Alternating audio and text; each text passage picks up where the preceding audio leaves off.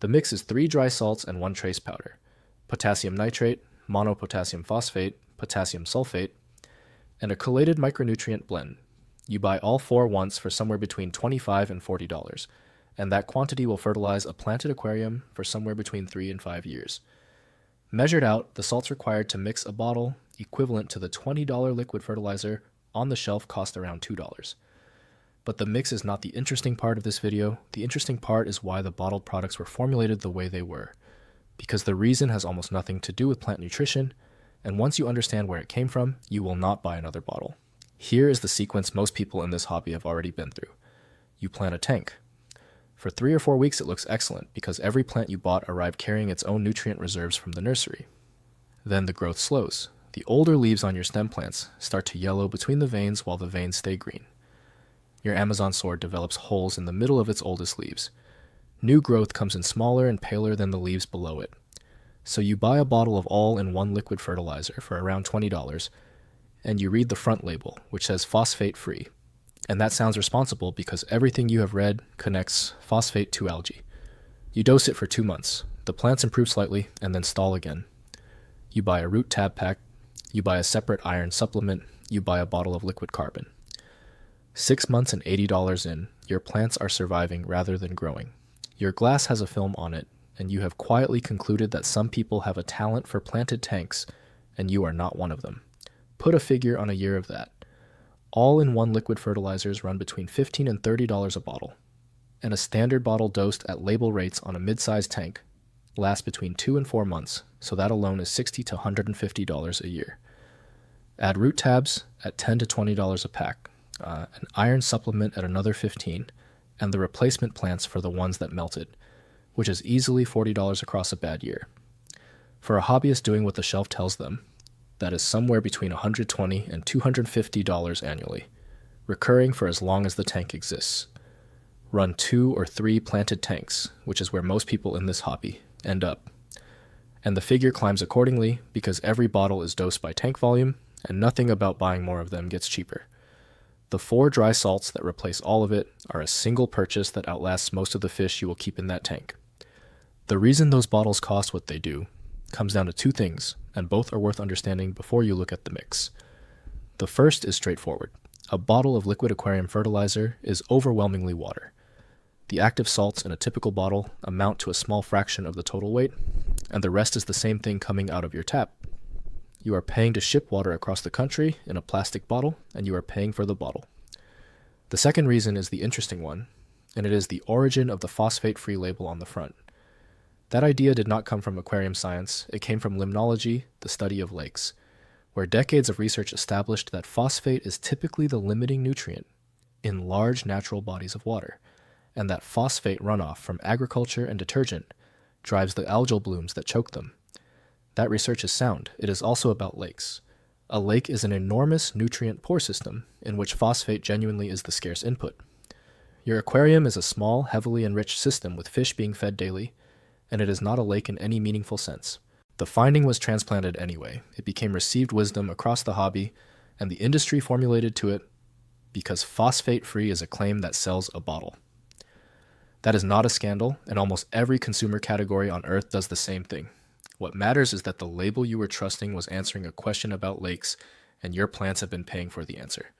Before I get to the mix itself, one thing worth saying now.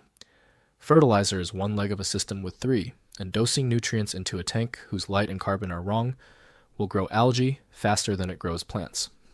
The lighting schedule, the carbon supply, the water change routine, and the stocking all decide what your dosing actually does. I have put the complete version together in one place as a full aquarium playbook, covering how every layer supports the others. The link is in the description and in the top pinned comment, and if the code is on your screen right now, you can scan it and go straight there. Now, here is what is actually happening in a plant, and it is simpler and more rigid than most hobbyists expect. An aquatic plant requires 17 essential elements to build tissue. 3 of them, carbon, hydrogen, and oxygen, it takes from water and dissolved carbon dioxide. The rest have to be dissolved in the water column or present in the substrate, and they divide into macronutrients, which are consumed in bulk, and micronutrients, which are consumed in trace amounts but are absolutely not optional. The macronutrients are nitrogen, phosphorus, potassium, magnesium, calcium, and sulfur. The micronutrients are iron, manganese, boron, zinc, copper, molybdenum, nickel, and chlorine. That is the complete list, and there is nothing exotic on it. Every one of those elements is a common agricultural or hydroponic input available in bulk for very little money. The rule governing how a plant uses that list is the part that changes how you think about fertilizer. It is called the law of the minimum, and it states that growth is limited not by the total quantity of nutrients available, but by whichever single nutrient is scarcest relative to demand. A plant supplied with abundant nitrogen, abundant potassium, and no phosphorus does not grow at a reduced rate. It grows at the rate the phosphorus allows, and the surplus nitrogen and potassium simply sit in the water unused. This is the entire reason the phosphate-free bottle fails. It is not that the bottle contains nothing useful, it is that removing one element from the list caps the growth of every plant in the tank at whatever that element permits, and everything else you dose accumulates behind the bottleneck. If you have ever looked at a yellowing leaf and assumed the plant needed more fertilizer, in general, you have already run into the practical version of this. Plants do not fail vaguely, they fail specifically, and the pattern of the failure names the missing element with reasonable reliability. Yellowing that begins on the oldest leaves at the bottom of a stem, while the new growth at the top stays green, indicates a mobile nutrient because the plant is stripping it out of its old tissue to build the new. Nitrogen behaves that way. Yellowing that appears first on the newest leaves at the top, while the older leaves stay healthy, indicates an immobile nutrient that the plant cannot relocate once it has been placed, and iron behaves that way. Pinholes appearing in the middle of older leaves, which is the classic complaint from anybody keeping an Amazon sword, points toward potassium. Stunted, twisted, or deformed new growth points toward a shortage in the trace group. You do not need a test kit to see any of this. You need to know that the plant is telling you which element is missing rather than telling you it is generally unhappy. And the bottle that omits an entire element from the list guarantees that at least one of these patterns is permanently present in your tank. And here is where it connects to the algae you have been fighting. Unused nutrients in the water column are not neutral. Dissolved nitrogen and potassium that your plants cannot convert, because the phosphorus is missing, remain in solution alongside the light your fixture is delivering. And that combination is precisely what algae is built to exploit. Algae has minimal structural overhead and responds to surplus immediately. So the phosphate-free bottle produces the outcome it was sold to prevent. It starves the plants stop consuming, the surplus accumulates, and the algae takes it. The hobbyist sees algae, concludes there are too many nutrients in the tank, doses less, starves the plants further, and the problem compounds every month. That loop is the single most common failure in the planet side of this hobby, and it runs in exactly the opposite direction to the one the person running it believes. A heavily planted tank, dosed generously and correctly, is one of the most algae-resistant systems you can build because the plants are consuming the surplus continuously and there is nothing left over. A planted tank dosed cautiously out of fear of algae is one of the most algae-prone because the plants have stopped consuming and everything you add stays in solution. Fear of nutrients is what causes the outbreak. Feeding the plants properly is what ends it. That is the part that costs more than the bottles. The person running that loop is not losing a few plants. They are watching a tank get worse in direct response to every corrective action they take, which is the most demoralizing experience available in this hobby. And the conclusion they reach is almost always about themselves. They decide they do not have the patience or the touch, or whatever people say when a thing keeps failing, and the reason is invisible. Then the live plants come out and the plastic ones go in, and the tank they actually wanted never gets built. They were not doing anything wrong. They were dosing a product formulated around a finding about lakes, and reading a label that was answering a question nobody in the hobby had asked. So here is the mix. Potassium nitrate, which supplies nitrogen and potassium, and which you will also see sold as saltpeter or under its chemical shorthand.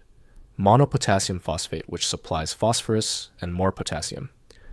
Potassium sulfate, which supplies potassium and sulfur without adding further nitrogen or phosphorus, and which lets you raise potassium independently. and a chelated micronutrient blend, which is a single premixed powder containing iron, manganese, boron, zinc, copper, and molybdenum, together in the correct proportions, sold to greenhouse growers and hydroponic growers by the bag. Those 4 items cover every element on the list that your tap water and your fish do not already supply. None of them are aquarium products, none of them are branded, and all 4 are sold by the bag to greenhouse and hydroponic growers who have been buying them by weight for decades. That is the shopping list, and this is the point where the details decide everything. The chelate type, the ratios for your tank, whether your water already supplies part of the list, and the order you introduce, it all determine whether this works or whether you cause a problem you did not have before. The full playbook covers the complete dosing protocol by tank size and light level, along with the lighting and carbon decisions that sit alongside it. The link is in the description and the top pin, comment, or scan the code on your screen, and it will take you there directly.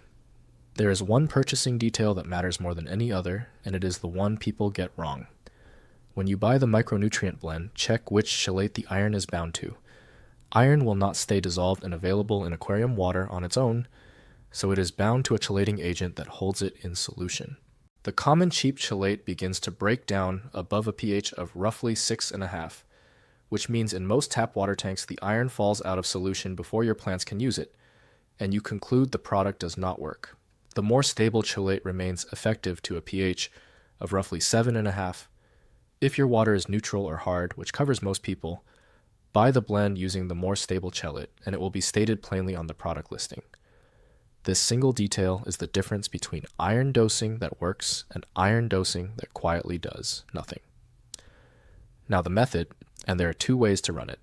The first is to dose the dry salts straight into the tank with a set of small measuring spoons, which is the cheapest approach and takes about 10 seconds. The second, which I would recommend to anybody starting out, is to dissolve the salts into 2 labeled bottles of water and dose the liquid, because measuring a volume is more forgiving than measuring a very small mass. 2 bottles, not 1. Put the potassium nitrate, the monopotassium phosphate, and the potassium sulfate into the first bottle. Put the micronutrient blend on its own in the second. Keeping them separate matters because phosphate and chelated iron held together in a concentrated solution will react and precipitate out, leaving you with sediment at the bottom of the bottle and 2 nutrients that never reach your plants. Then dose them on alternating days for the same reason. Macronutrients on one day, micronutrients the next. 3 doses of each across the week. With the tank water in between, diluting everything enough that the reaction does not occur. As a starting point for a moderately lit tank of 20 to 30 gallons without injected carbon dioxide, dose a 1/4 teaspoon of potassium nitrate, a 1/16 of a teaspoon of monopotassium phosphate, and an 1/8 of a teaspoon of potassium sulfate on macronutrient days, and an 1/8 of a teaspoon of the micronutrient blend on the alternating days. Then, perform a water change of around half the tank volume once a week, which resets the entire system and prevents anything accumulating to a level you did not intend. That water change is not optional, and it is not a suggestion. It is the safety mechanism that makes this method forgiving, because it means no mistake you make in a given week carries forward into the next one. If you already have 3 half-used bottles on a shelf and this feels like starting over, use them up rather than throwing them away. Dose your existing liquid fertilizer exactly as you have been, and add only the single element it is missing. If the label says phosphate-free, add monopotassium phosphate alongside it, which costs a few dollars and will frequently transform a tank on its own, because that missing element was the bottleneck capping everything else. You can move to the full mix when the bottles run out. And if you keep a low-light tank with slow-growing species like Anubias, Java fern, and cryptocorynes, you do not need the full protocol at all. Dose at roughly 1/3 of those amounts once or twice a week and stop there. Heavy dosing into a tank with low light and low demand simply produces surplus, and surplus is what feeds algae. I want to be straightforward about the limitations because accurate information is worth more than a clean sales pitch. The first is that this is a dosing method, not a diagnostic. It supplies everything on the list in reasonable proportion and relies on the weekly water change to clear the excess, which is deliberately forgiving but it will not tell you which element your particular tank is short of. If you want to dose precisely to your water rather than generously, you need a test kit and a considerably more involved routine, and that is a different approach with more work attached. The second is that these are concentrated chemical salts, and they need to be treated as such. Store them dry, sealed, and out of reach of children and pets. Keep them clearly labeled and never guess at a measurement. Potassium nitrate in particular is a strong oxidizer and should not be stored near anything flammable. The third is that some of what you are dosing may already be in your water. Many municipal supplies carry meaningful nitrate, and hard water carries substantial calcium and magnesium, which means dosing the full amount on top can push you higher than intended. Check your local water report once before you start, and reduce the corresponding salt if your supply is already delivering it. Now here's the mistake that undoes all of this, and it is the same mistake every time: dosing more when the plants look worse. It is the most natural response available, and it is almost always the wrong one, because a plant that is short of light or short of carbon does not consume more nutrients when you add them. It consumes exactly what its slowest input permits, and everything additional stays dissolved in the water, where your algae is waiting for it. The instinct to increase the dose comes from treating fertilizer as medicine, rather than as building material. Nutrients do not drive growth. Light and carbon drive growth, and nutrients only determine whether that growth can proceed or has to stop. If your plants are struggling after 4 weeks of correct dosing, the answer is almost never more fertilizer. It is your light, your carbon, or your water changes, and adding more of the one thing that is not the problem is how a manageable tank becomes an algae farm. None of this is new, and none of it is a trick. The law of the minimum was described by a German chemist in the 1840s, and it became the foundation of modern agriculture, which is the reason a farmer knows the precise nitrogen, phosphorus, and potassium content of what goes onto a field, and why the numbers appear on every bag of garden fertilizer sold anywhere in the world. The greenhouse industry has dosed these exact salts by weight for over a century. The knowledge was never hidden, never disputed, and never complicated. It simply never made it onto the front of a small plastic bottle in an aquarium aisle, because a bottle that solves the problem once ends the relationship, and a bottle that omits one element from the list sells forever.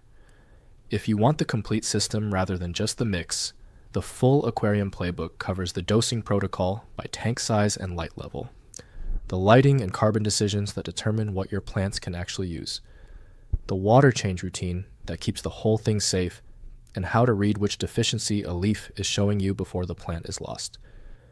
It is all in one place, in the order you actually need it. The link is in the description and in the top pinned comment, and you can scan the code on your screen to go straight to it. And if this changed how you think about the bottle on your shelf, give it a like and subscribe, because there is a great deal more where this came from.